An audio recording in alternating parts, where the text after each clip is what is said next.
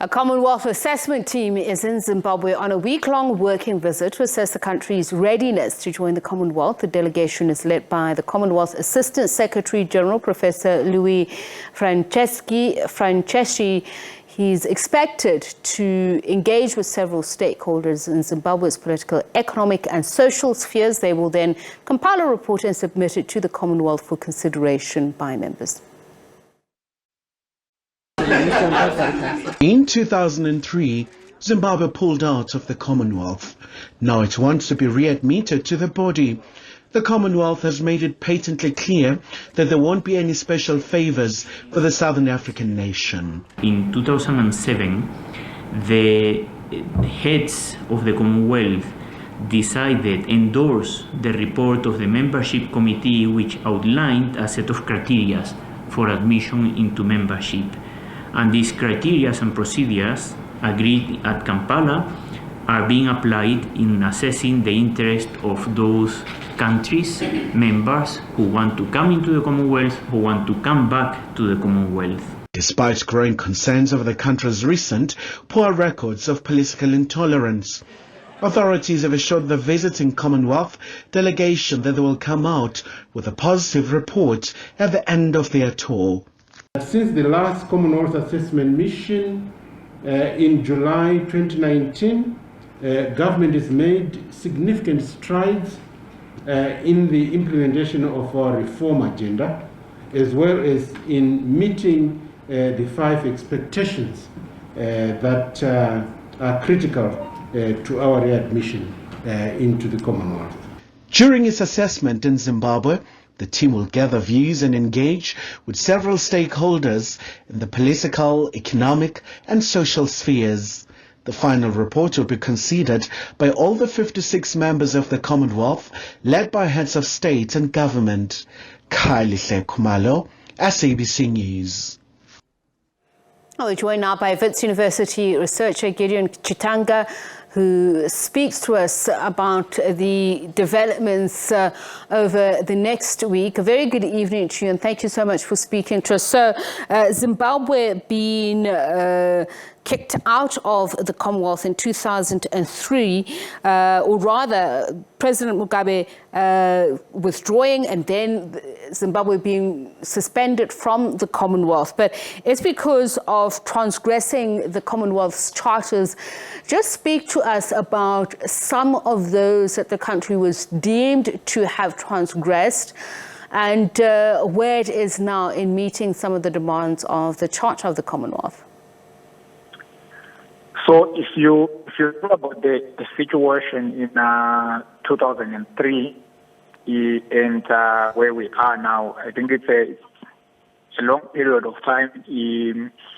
At the peak of Zimbabwe's withdrawal or suspension, whichever language that could be used, the key issues were revolved around the fast-track land reform, the farm invasions and the violence that was associated with the farm invasions, the process to forcibly, or what was called compulsory acquisition of land from former white colonial farmers, which was distributed to land-based blacks by the ZANU-PF. And the Commonwealth, together with the broader community of Western countries, raised issues about the violation of human rights, the violation of human property rights, a democratic rollback, and so on and so on. And these are the key issues that informs the current template to return Zimbabwe. So the question is,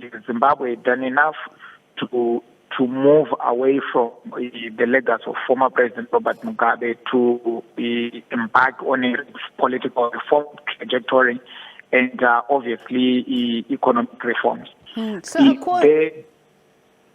Yes. So I just want to understand, according to that uncodified constitution of the Commonwealth, I mean, two of the most important elements that were being looked at here was a bilateral investment protection and promotion agreements. So there was jubilation in some quarters, including in the West, when President Mugabe was ousted and you had President Mnangagwa ushered in. Has he been able to meet the dictates of these, for instance? Yes, so that's where I was going to, and I was going to say that the current government speaks the language of reform, but on the ground, I don't think that the government has made as much reform as would be expected. The second thing is some of the laws that are currently being passed, like the PVO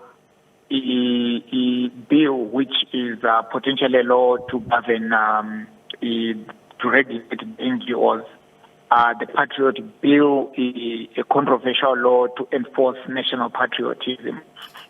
Some of the arrests of political of opposition activists, which significantly indicate a sense of intolerance and undemocratic behavior. And I think these issues will be raised by civil society and NGOs to say Zimbabwe has not made progress to be allowed back into the Commonwealth, or to uphold the Harare Declaration, which is part of the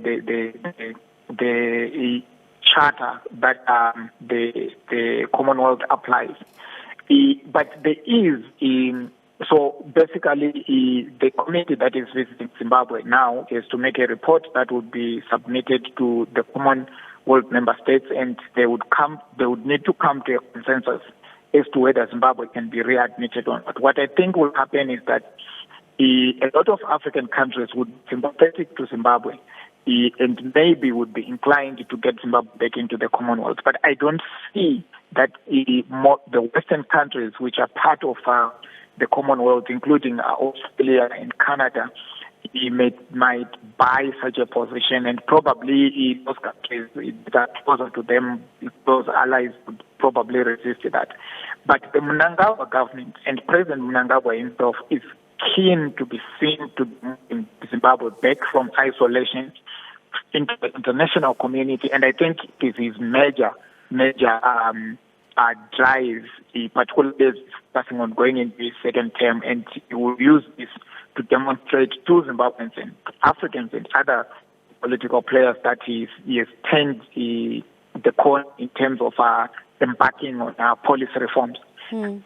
My contention is, and specifically with the Commonwealth itself, is it beneficial to keep Zimbabwe out of the Commonwealth, or it is better to bring Zimbabwe back into the Commonwealth based on a roadmap that the Commonwealth can possibly lay out for Zimbabwe, if you like, call them conditionalities, to say you are conditionally admitted on meeting these specific steps as some form of leverage to continue to nudge Zimbabwe towards political reforms. So this is the point that I was going to, that, I mean, this is a third visit since Zimbabwe applied for readmission in 2018. Part of President Mnangagwa's bid to return it to the Commonwealth. Of course, this happens at a time when the Pan-African Parliament is also arguing for Zimbabwe's sanctions against Zimbabwe to be moved, to be stopped. So within those three visits, I'd have no doubt that the Commonwealth team would have been, privy to the deteriorating socio-economic situation, particularly for those at the lower echelons of society. So President Mnangagwa's re-engagement plan after years of isolation, as you say, could that be worked with in a way that could improve the lot of those who are worst affected? I definitely think that the re-engagement drive is an important policy intervention. But the problem is that Zimbabwe wants to be readmitted into the international community without changing its behavior. The current regime is not doing enough to change its behavior. So I think that the Commonwealth, if it should admit Zimbabwe back into the fold of this club of former British colonies. There are so many advantages for Zimbabwe, but also for me, what is more important is that international players have lost leverage on Zimbabwe. At the moment, you cannot think of any other community of countries which are able to exercise leverage to at least continue to nudge Zimbabwe on the path of reform. Particularly Western institutions totally lost leverage. The Commonwealth, it doesn't have any influence to talk about. Our own regional organizations, SADC and the African Union, they seem not to have that bite that is required.